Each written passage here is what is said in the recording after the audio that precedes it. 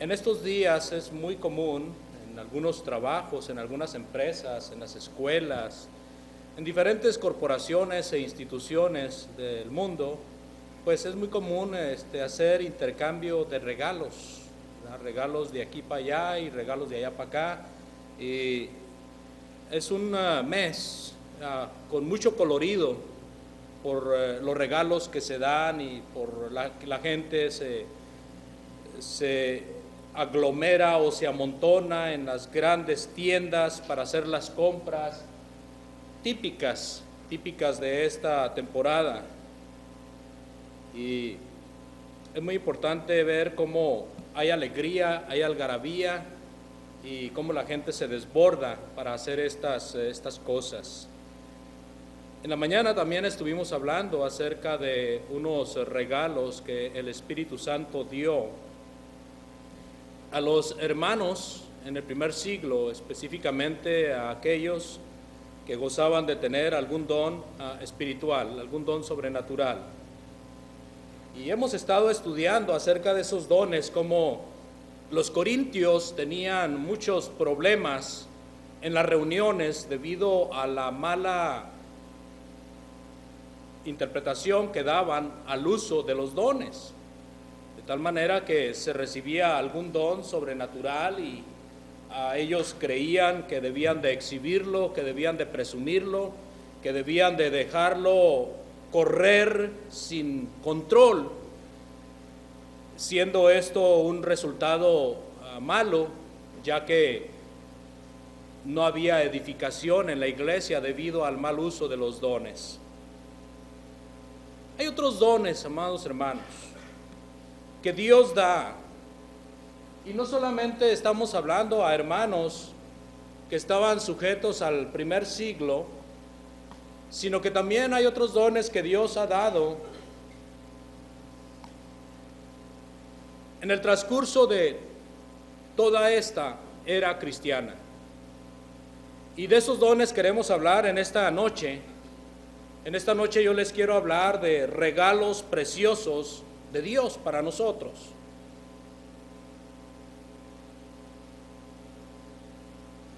Allá en Hechos capítulo 17, versículo 25, si usted puede abrir su Biblia, por favor. Hechos 17, 25. Encontramos una frase que dice: Él da a todos vida y aliento y todas las cosas. Y también, si usted abre su Biblia en 1 Timoteo 6, 17, dice ahí la Sagrada Escritura que toda buena dádiva y todo don perfecto proviene de lo alto y desciende del Padre de las luces. Así de que todo don perfecto desciende del Padre de las luces. Nuestra apreciación de tales dones o de tales regalos de Dios depende de nuestra actitud hacia el dador. ¿Sí estará funcionando esto, hermanos? ¿Está funcionando aquella? ¿Sí? ¿A esta le faltará aprender o qué pasará? Bueno. Usted abra su Biblia, por favor, por lo pronto, para que esté viendo ahí los textos. Quiero hablarles en esta noche, pues, acerca de esos preciosos dones que los vemos integrados en estos versículos que hemos visto hasta ahorita. Hay un don, hay un regalo que es el número 1. Es el más precioso de todos y es el del cual se desprenden todos los demás. Y este es el don de su Hijo Jesucristo. Si usted abre la Biblia en Juan capítulo 3, versículo 16, va a encontrar ahí que el Señor dice por medio del apóstol Juan: de tal manera amó Dios al mundo que ha dado a su Hijo unigénito, para que todo aquel que en él cree no se pierda, sino que tenga vida eterna.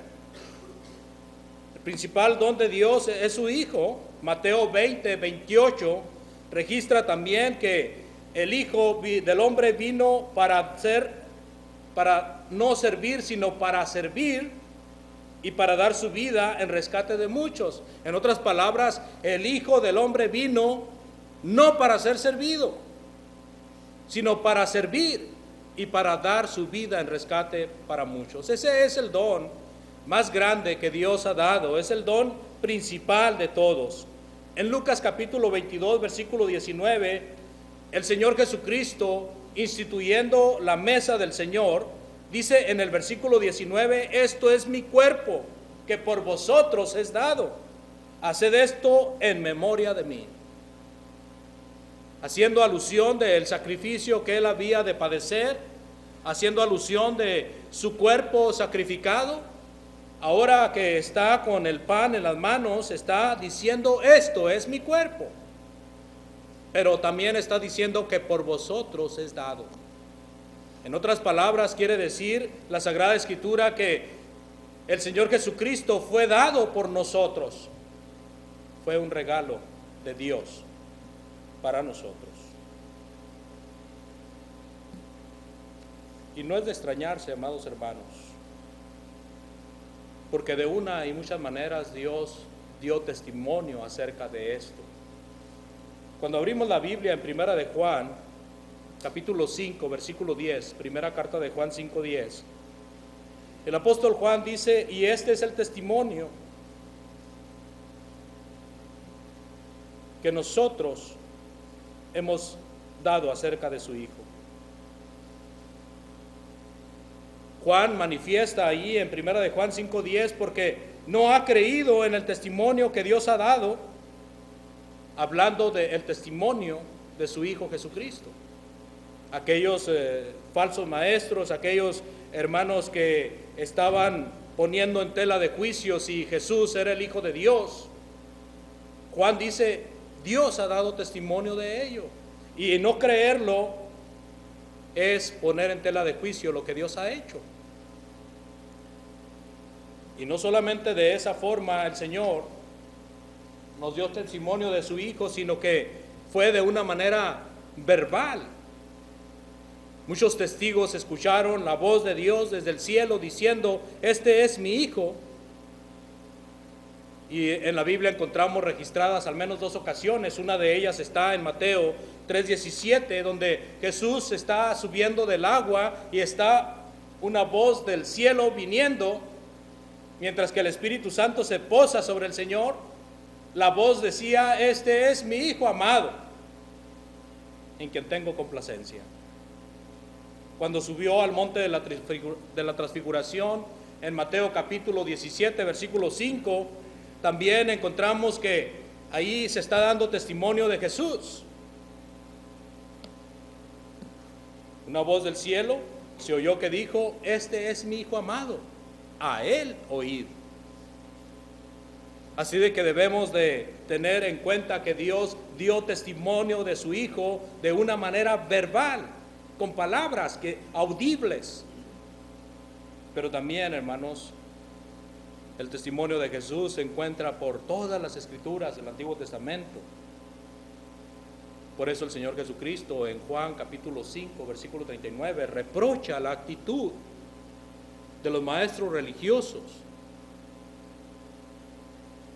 ya que ellos se decían conocer las Escrituras de Dios, pero no querían reconocer a Jesucristo nuestro Señor. En Juan capítulo 5, versículo 39, Jesús les dice, ustedes escudriñan las Escrituras, porque piensan que en ellas tienen la vida eterna. Ellas dan testimonio de mí. Si los judíos realmente estuvieran revisando las Escrituras, viendo las Escrituras, se hubieran dado cuenta de que Jesús era el Hijo prometido por Dios, porque en él se cumplían todas las profecías del Antiguo Testamento. En él se cumplían las Escrituras del Antiguo Testamento, Escrituras que los judíos se suponía deberían de dominar, deberían de conocer, porque ellos eran los encargados de impartir la enseñanza a los demás. Pero en vez de eso, Jesús les dice, no quieren verme a mí. Revisaban las Escrituras, pero no querían ver a Jesucristo. Por lo tanto, había un error al revisar las Escrituras. Dios ha dado testimonio, hermanos, de Jesucristo, y lo ha hecho también por medio de señales, prodigios, milagros, por toda la obra de Jesús, por todo el trabajo de Jesús, da testimonio de que Él es el Hijo de Dios. En Juan capítulo 20, versículo 30 y 31, un texto que hemos leído mucho, hizo además Jesús muchas cosas, las cuales no están escritas en este libro, pero estas se han escrito para que creas que Él es el Hijo de Dios y para que creyendo tengáis vida en su nombre. Muchas señales, muchos prodigios, muchas obras que Jesús hizo no quedaron escritas, pero los hombres las pudieron ver. Y aquellas que nosotros no vimos, no las imaginamos, pero las que tenemos en las Sagradas Escrituras son para que creamos, son suficientes. Pero lo que quiero ilustrar aquí es que el Señor, nuestro Dios, dio de muchas maneras testimonio de su Hijo, y una de ellas es por medio de milagros, de señales. Y otro de los testimonios que Dios da de su Hijo es por medio de los apóstoles. Usted abra su Biblia en Primera de Juan 1, del 1 al 4, por favor. Y ve ahí el testimonio de los apóstoles.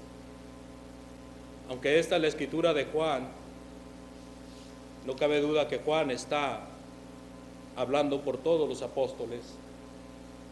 Mire lo que dice Primera de Juan capítulo 1, del 1 al 4.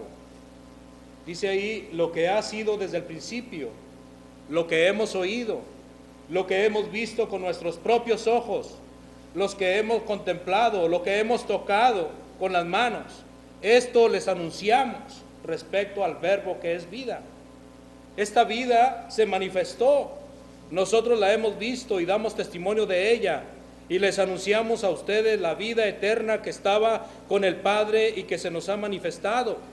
Les anunciamos, dice, lo que hemos visto y oído, para que también ustedes tengan comunión con nosotros, y nuestra comunión es con el Padre y con su Hijo Jesucristo. Les escribimos estas cosas para que nuestra alegría sea completa. No está hablando una persona que está envanecida o que está emocionada con ese emocionalismo que caracteriza a muchas denominaciones. Está hablando un hombre que realmente había visto a Jesús, que había contemplado a Jesús, que había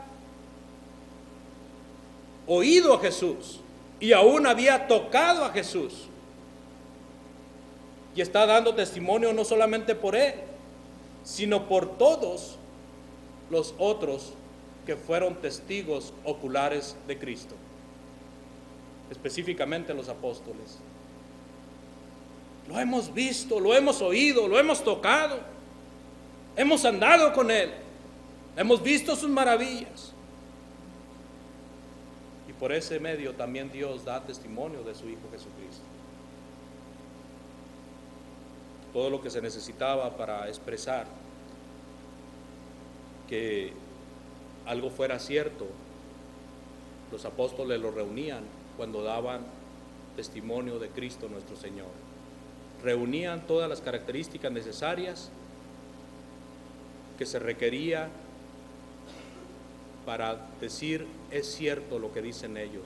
Lo vieron, lo escucharon, lo tocaron, anduvieron con Él. Así de que de esa manera también Dios nos ha dado testimonio de su precioso Hijo. Pero, amados hermanos, nosotros debemos de creer en ese Hijo que Dios ha dado por la simple y sencilla razón de que si no creemos en Él, entonces nosotros estamos despreciando la forma en que Dios ha dado testimonio de su Hijo. Tenemos que creer en Él. Pero de veras, tenemos que creer en Él. El que cree en Él tiene vida. El que cree en Él tiene todas las cosas que el Padre ha prometido. Pero hay que creer en Él. quiero hacer énfasis en esto que debemos de hacer nosotros, creer en Jesús. Pero el creer, amados hermanos y amigos, es hacer. Santiago y otros escritores de las Sagradas Escrituras nos dicen que la fe se manifiesta o se demuestra con obras. Santiago, el escritor a los Hebreos, el apóstol Pablo, Juan mismo nos dice que tenemos que creer en el Hijo de Dios. Pero esa creencia se manifiesta con obras.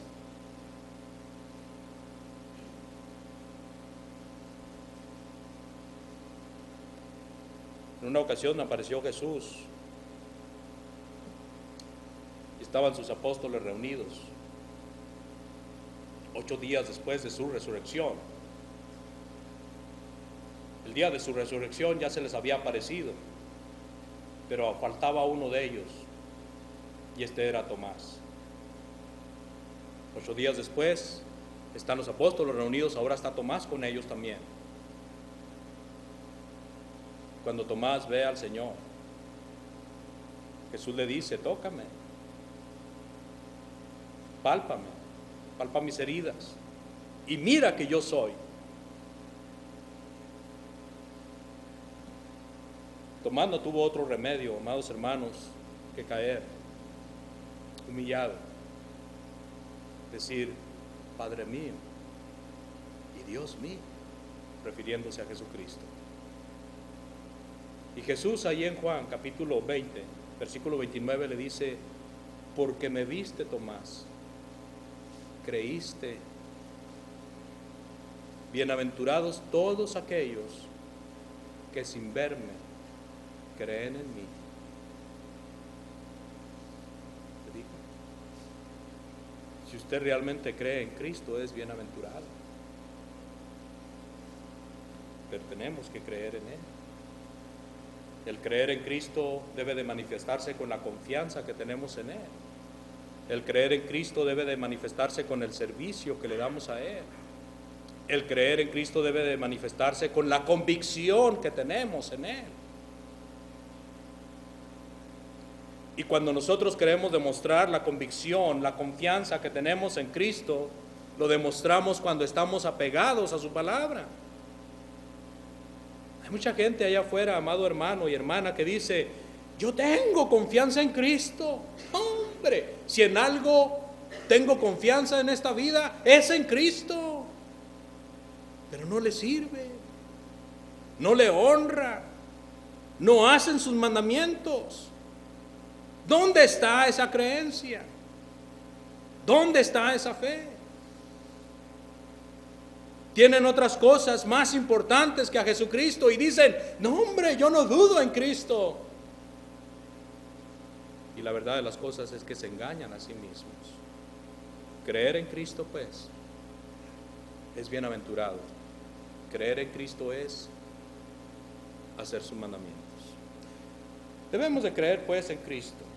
Pero no es el único regalo que Dios nos ha dado. De Cristo se desprenden muchos regalos. Si usted en esta época espera recibir regalos, déjeme decirle que Dios le da muchos regalos. Y son regalos invaluables. Y son regalos envueltos más que en un papel decorativo. Son más preciosos que eso. Son más preciosos que el oro y la plata.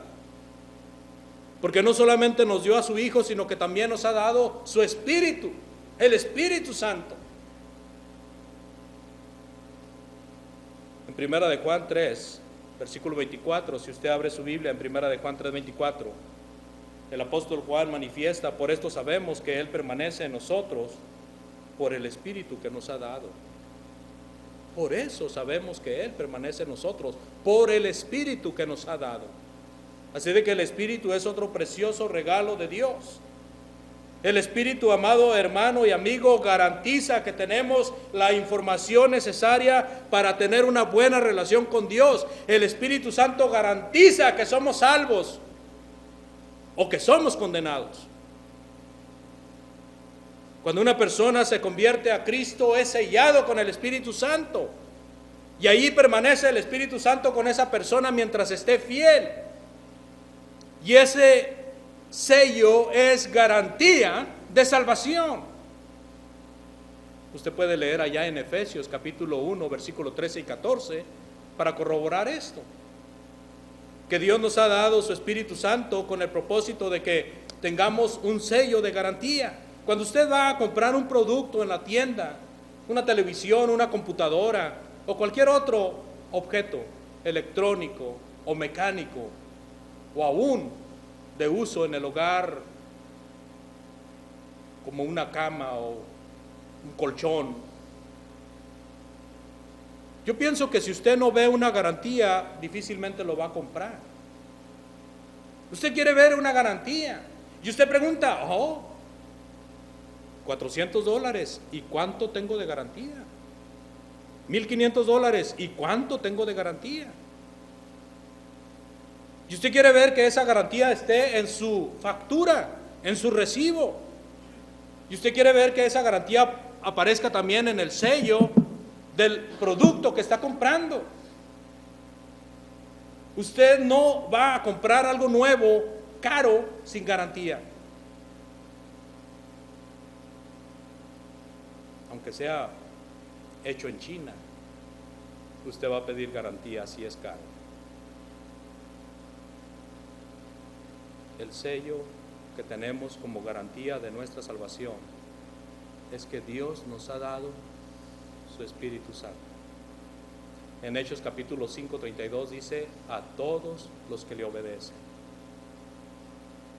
Así de que es sello de garantía de que somos salvos, pero también es sello de garantía de que somos perdidos si no lo tenemos. Si no tenemos ese sello del Espíritu Santo, estamos perdidos. ¿Por qué?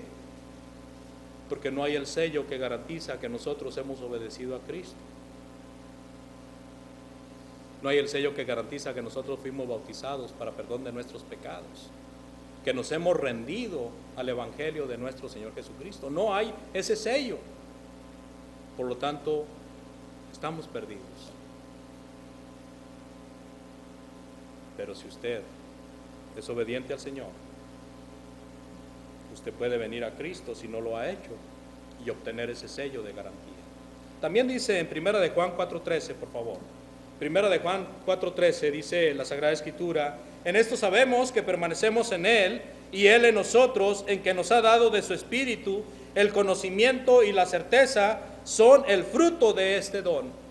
Cuando nosotros estamos estudiando la palabra de Dios y empezamos a entender cosas profundas y difíciles de Dios, que no podíamos entender si no teníamos la ayuda de Dios, eso nos da también una prueba de que tenemos el Espíritu Santo.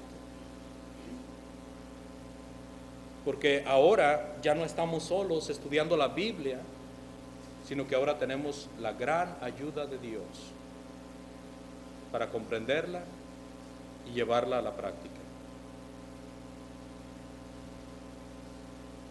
En Juan capítulo 16, versículo 13, el Señor Jesucristo dijo, y cuando venga el Espíritu de verdad, Él los va a guiar a toda verdad.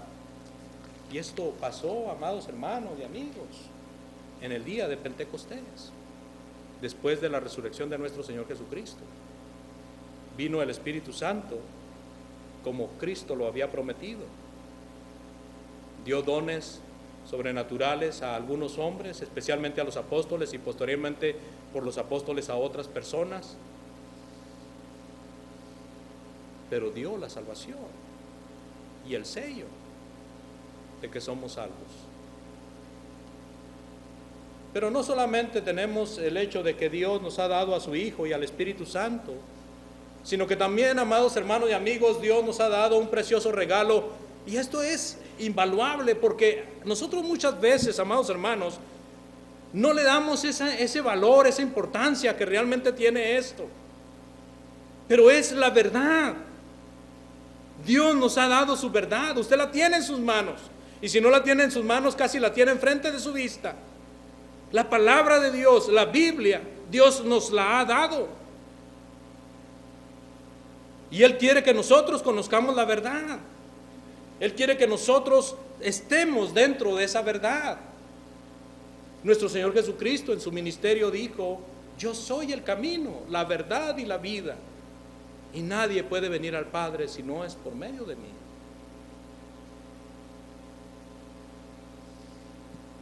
Juan 14:6. En Juan 14:17, Jesús prometió el Espíritu Santo a los apóstoles y dijo: este es el Espíritu de verdad. Así de que viene la verdad por medio del Espíritu Santo. La verdad de Dios y el Espíritu Santo son inseparables. Son inseparables.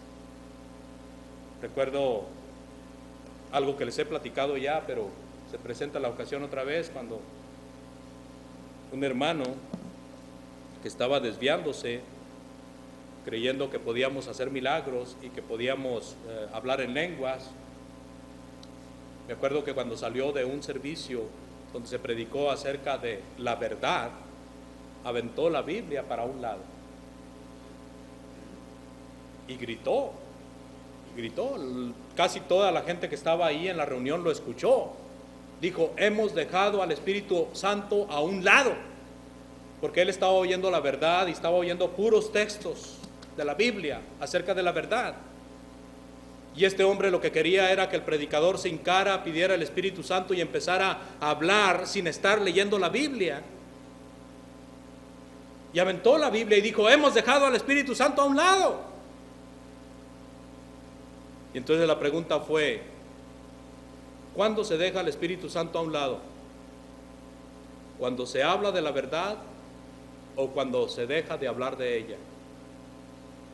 El Espíritu Santo y la verdad no pueden separarse, son inseparables. No podemos decir nada del Espíritu Santo que no esté en las Escrituras. Y no podemos decir nada que sea verdad que el Espíritu Santo no nos haya dado por medio de la palabra inspirada. Así de que el Espíritu Santo es el medio que Dios usó para darnos su don inefable. Y ese don inefable es la palabra, la verdad. El Espíritu Santo ahora es el que la revela a los hombres, porque los hombres no podían conocer los misterios de Dios.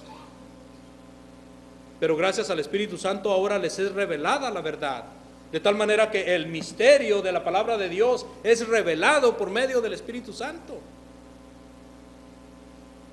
¿Cuál sería la condición de cada uno de nosotros si no tuviéramos el Espíritu Santo y la verdad de Dios? Seguramente, como dice el salmista: lámpara es a mis pies tu palabra, como lumbrera mi camino. Estaríamos en oscuridad, estaríamos en tinieblas, si no tuviéramos la palabra de Dios. Porque la palabra de Dios es lámpara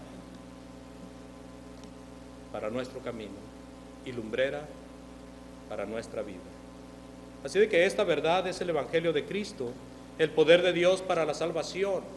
Esta verdad también es conocida en las Sagradas Escrituras como la fe. ¿Sabía usted que la palabra de Dios es conocida también como la fe? Y no se está refiriendo a la fe que nosotros adquirimos, sino que se está refiriendo a una forma de identificar la palabra de Dios, la fe de Dios. Nosotros tenemos algunas escrituras que nos enseñan acerca de esta fe de Dios. Y entre ellos está Hechos 6:7, donde dice que muchos sacerdotes también creyeron a la fe.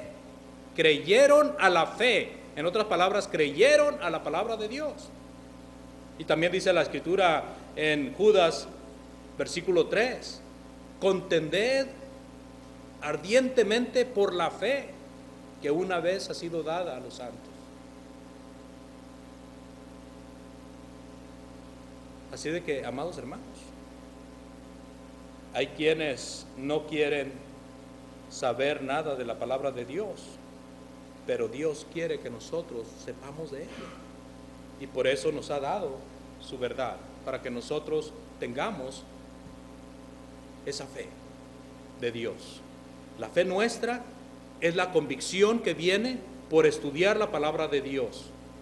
La fe de Dios es la palabra de Dios. Dios nos ha dado entendimiento, Dios no nos ha dejado su palabra para que nosotros no la entendamos. Así de que otro regalo que viene por causa de la palabra de Dios, por la verdad, es el entendimiento. Dios nos da entendimiento. Si usted tiene problemas para entender cosas de Dios, usted estudie, pregunte, y usted va a llegar un momento en que va a quedar completamente claro de lo que es la verdad. Recordemos que el diablo es muy sutil y usa muchas cosas para extraviarnos de la verdad. Y si nosotros no estamos en el estudio de la palabra permanentemente, fácilmente nos vamos a desviar de la verdad. Necesitamos pues estar convencidos de que Dios nos da entendimiento. ¿Cómo?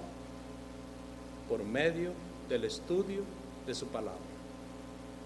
Primera de Juan 5:20 dice: y sabemos que el Hijo de Dios ha venido y nos ha dado entendimiento. Hechos 8:39, la predicación de Felipe hacia el eunuco etíope tuvo un resultado precioso, de tal manera que dice el versículo 39, y él siguió gozoso su camino. ¿Por qué gozoso? Porque había conocido la verdad, había entendido la verdad. Él no entendía la verdad hasta que Felipe se la explicó. Usted ha leído el caso del eunuco etíope. Y cuando él entendió la verdad, ahora podía ir gozoso por su camino. También tenemos a carcelero de Filipos. Cuando él y su casa fueron bautizados, él les puso la mesa, se regocijó con Pablo, con Silas, y toda su casa juntamente con él habían creído en Dios. ¿Qué pasó con ellos?